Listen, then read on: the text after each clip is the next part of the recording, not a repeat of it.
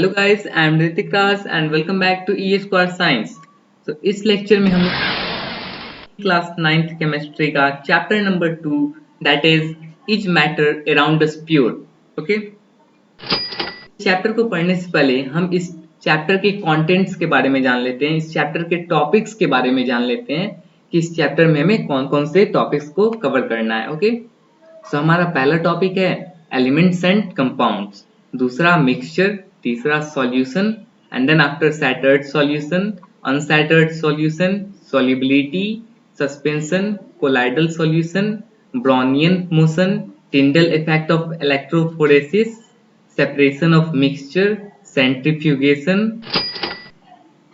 separation using a separating funnel, chromatography, distillation, fractional distillation, how can we obtain gases from air, experimental arrangement to separation of components of air, crystallization, water purification in water work, separation based on magnetic properties, physical and chemical change. Okay, so घबराना नहीं है, इतने सारे topics बस नाम के हैं। Okay, इसमें से कुछ 4 या 5 टॉपिक्स होंगे जो आपको मेनली पढ़ने होंगे, बाकी सब तो 1 या 2 लाइन में समझ में आ जाएगा। ओके, सो स्टार्ट करते हैं with our first topic that is elements and compounds. Okay, classification of element. तो क्लासिफिकेशन ऑफ एलिमेंट क्या है? क्लासिफिकेशन ऑफ एलिमेंट 3 टाइप्स के होते हैं। पहला मेटल, दूसरा हमारा मेटल हो गया, और तीसरा हमारा। ओके, सो स्टार्ट करते हैं first classification of element that is metals. Okay, so metals क्या होता है? Metals are good conductor of heat and electricity. जो मेटल्स होते हैं वो गुड कंडक्टर ऑफ हीट और इलेक्ट्रिसिटी होते हैं, मतलब जो मेटल्स है वो हीट और इलेक्ट्रिसिटी को कंडक्ट करते हैं। Freshly cut surface of metals have bright shine called metallic luster। अब अगर हम किसी मेटल के सरफेस को ऊपर से अगर काट देते हैं तो जो अंदर का जो लेयर है मेटल का वो बहुत ही शाइनी दिखता है, बहुत ही ब्राइट हो जाता है, जिसे हम मेटालिक लस्टर कहते हैं। यानी कि मेटल क्या है हमारा? मेटल हमारा मेटालिक लस्टर भी होता है। ठीक है, third point, metals are ductile, they can be drawn into thin and fine wires। metals जो होते हैं वो डक्टाइल होते हैं। डक्टाइल का मतलब क्या होता है? डक्टाइल का मतलब अगर हम किसी मेटल को हैमर से अगर उस पे करते हैं, हैमर पे उस पे चोट देते हैं, लेकिन फिर भी वो टूटेगा नहीं, वो पिचक जाएगा, वो एक पतला सा लेयर बन जाएगा, लेकिन वो कभी टूटेगा नहीं। ओके, तो वो होते हैं डक्टाइल। और डक्टाइल क्या है? मेटल्स क्या है? मेटल्स डक्टाइल होते हैं, that is they can be drawn into thin and fine wires.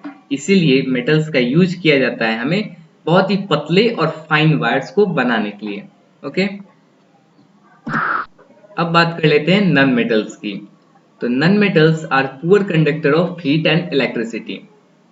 जो नॉन मेटल्स हैं वो पुअर कंडक्टर ऑफ हीट और इलेक्ट्रिसिटी होते हैं। कैसे?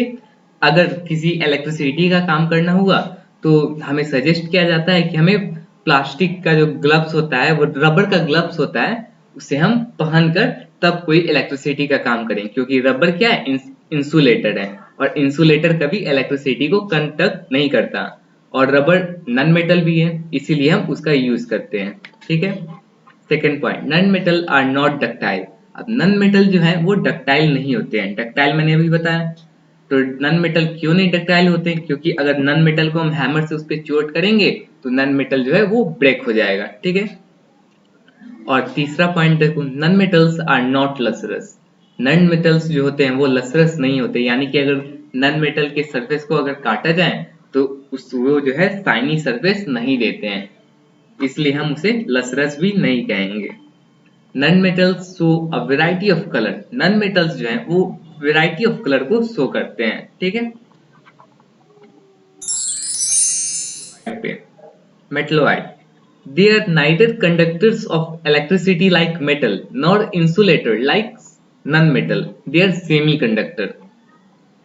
मतलब जो कंडक्टर होते हैं, मेटल्स के जो कंडक्टर मेटल्स जो होते हैं वो इलेक्ट्रिसिटी को कंडक्ट नहीं करते जैसा कि मेटल करता है, और इंसुलेटर भी नहीं होते हैं जैसा कि नॉन मेटल होता है, वो उन दोनों के बीच के होते हैं, ठीक है।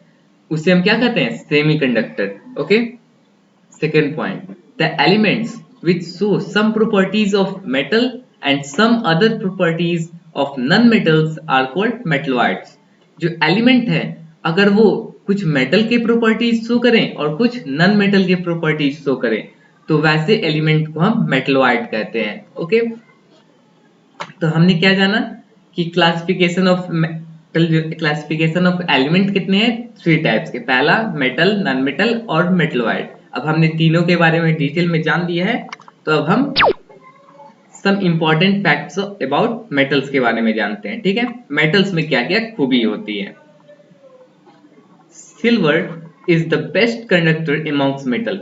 अब सिल्वर जो है वो बहुत ही बेस्ट कंडक्टर है मेटल्स में, पूरे मेटल्स में जो बेस्ट कंडक्टर होते हैं वो सिल्वर होते हैं, ठीक है। Second point, lead is the list conductor among metals. और जो लीड होते हैं वो बहुत ही बेकार क्वालिटी के मेटल्स होते हैं, बहुत ही बेकार क्वालिटी के कंडक्टर होते हैं पूरे मेटल्स में। Okay, third point, mercury has the lowest melting point, it's melting point is 8.9 degree Celsius. अब जो मरकरी होते हैं वो बहुत ही ज्यादा, उनका जो मेल्टिंग पॉइंट होता है बहुत ही ज्यादा लो होता है, ठीक है। वो रूम टेम्परेचर से भी लो में होते हैं, जिसके कारण वो जो मेटल होते हुए भी एक लिक्विड के फॉर्म में है, ठीक है। और उसका मेल्टिंग पॉइंट कितना है मरकरी का, 8.9 degree Celsius. Okay, tungsten has the highest melting point among the metals. Melting points of tungsten is 3410 degree Celsius. अब जो टंगस्टन है उसका जो मेल्टिंग पॉइंट है वो बहुत ही ज्यादा हाई होता है पूरे मेटल्स में। मैं नॉन मेटल्स का भी बात नहीं कर रहा, मैं मेटल्स में बात कर रहा हूँ। मेटल्स में जो सबसे हाई मेल्टिंग पॉइंट होते हैं वो टंगस्टन का होता है, that is 3410 degree Celsius. Okay, mercury, caesium and francium are the liquid metal. अब जो मेटल्स हैं उसमें भी कुछ लिक्विड्स मेटल होते हैं, पहला मरकरी, दूसरा सीजियम और तीसरा फ्रांसियम। और जो फ्रांसियम होता है वो बहुत ही ज्यादा रिएक्टिव मेटल होता है, ठीक है। लिक्विड मेटल होने के बाद भी जो फ्रांसियम होता है वो बहुत ही ज्यादा वो बहुत ही ज्यादा रिएक्टिव मेटल होता है। Okay, some important facts about non metals जान लेते हैं। नॉन मेटल्स के क्या क्या इंपॉर्टेंट फैक्ट्स हैं,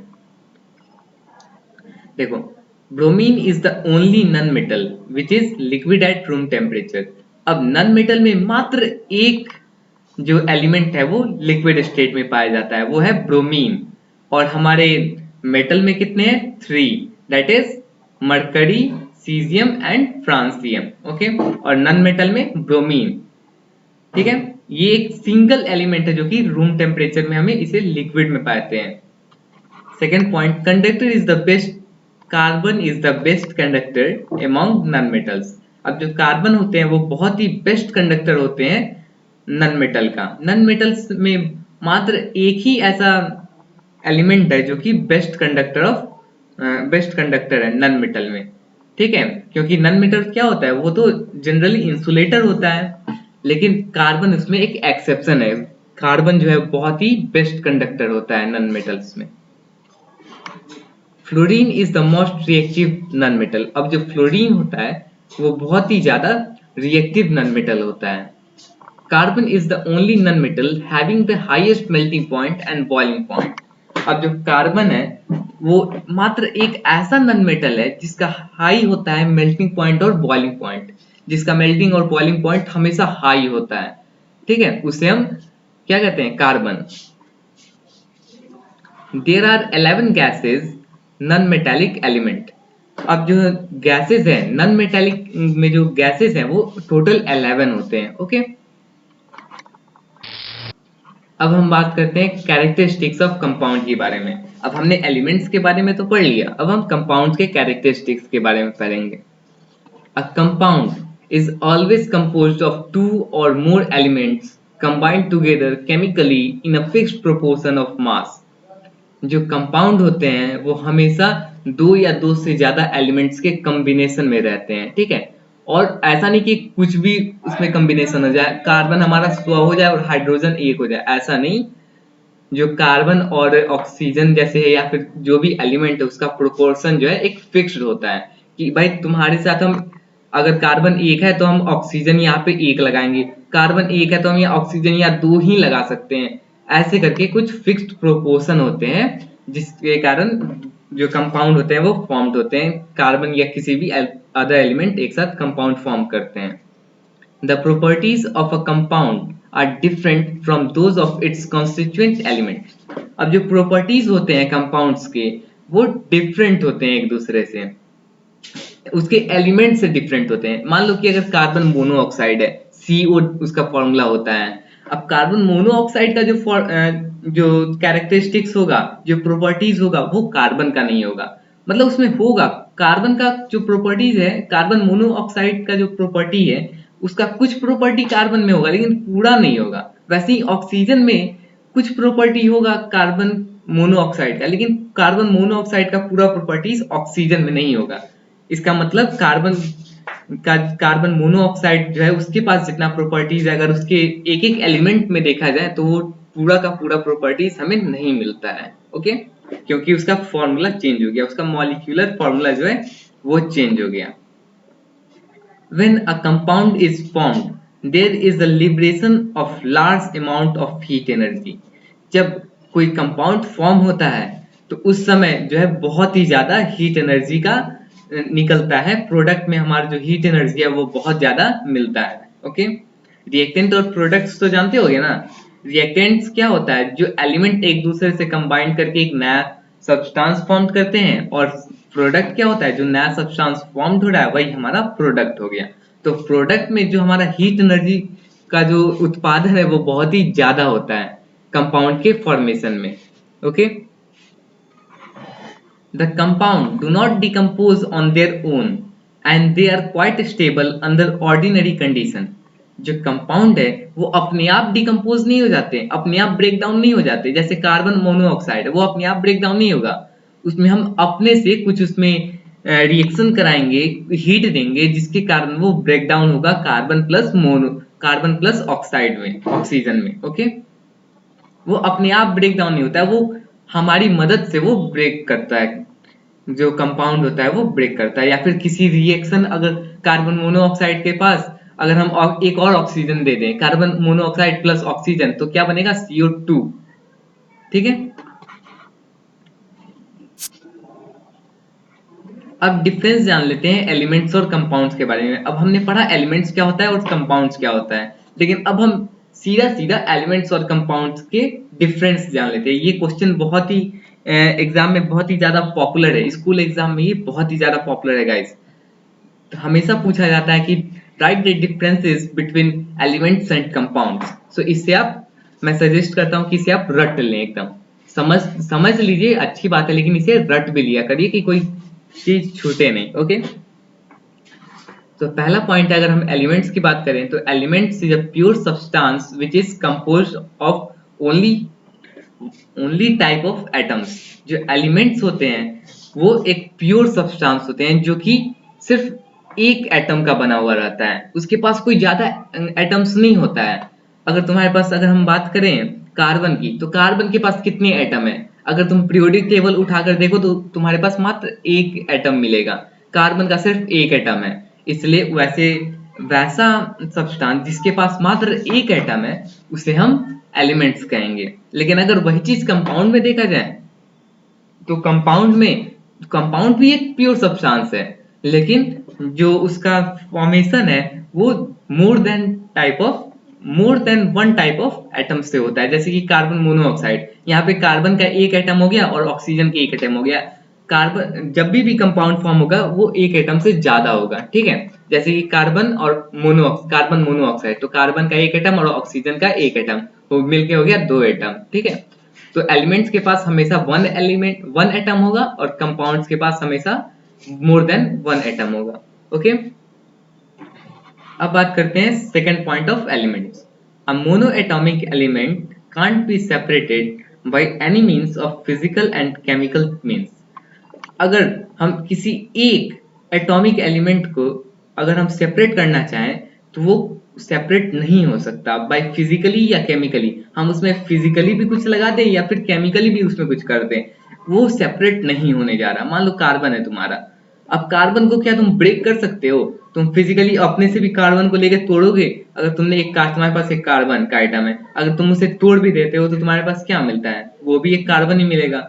और अगर तुम उसमें केमिकल चेंज भी करते हो तो उसमें केमिकल चेंज भी नहीं होगा। अगर केमिकल चेंज अगर कर रहे हो, कोई फॉर्मेशन हो गया, कोई नया कंपाउंड बना लेगा, लेकिन कार्बन डिवाइड नहीं होगा, कार्बन का नाम चेंज नहीं होगा, उसका प्रॉपर्टीज चेंज नहीं होगा कार्बन का। ओके, अब सेकंड पॉइंट देख लेते हैं कंपाउंड्स का।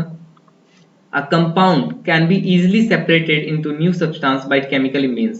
अब जो कंपाउंड होते हैं वो इजीली सेपरेटेड हो जाते हैं नए नए सब्सटेंसेस में। जैसे कि मैंने बताया अभी, ये कार्बन मोनोऑक्साइड है आपका, अगर आप उसमें ऑक्सीजन ऐड कर रहे हो तो कार्बन डाइऑक्साइड बन गया आपका। अब कार्बन मोनोऑक्साइड और कार्बन डाइऑक्साइड हमारा न्यू सब्सटेंस हो गया। ओके, और कार्बन मोनोऑक्साइड हमारा ओल्ड सब्सटेंस हो गया, जिसमें हम ऑक्सीजन ऐड करके कार्बन डाइऑक्साइड बना लिए। ओके, समझ गए एलिमेंट्स और कंपाउंड्स के बीच का जो डिफरेंस होता है वो। सो गाइस, यहाँ पर हमने जो एलिमेंट्स एंड कंपाउंड्स है उसे कवर कर लिया है। अगर आपको वीडियो अच्छा लगा हो तो लाइक कर दो, और अगर इस चैनल को आपने अभी तक सब्सक्राइब नहीं किया है तो कर दो गाइस। और मिलते हैं विद नेक्स्ट टॉपिक, तब तक के लिए गुड बाय।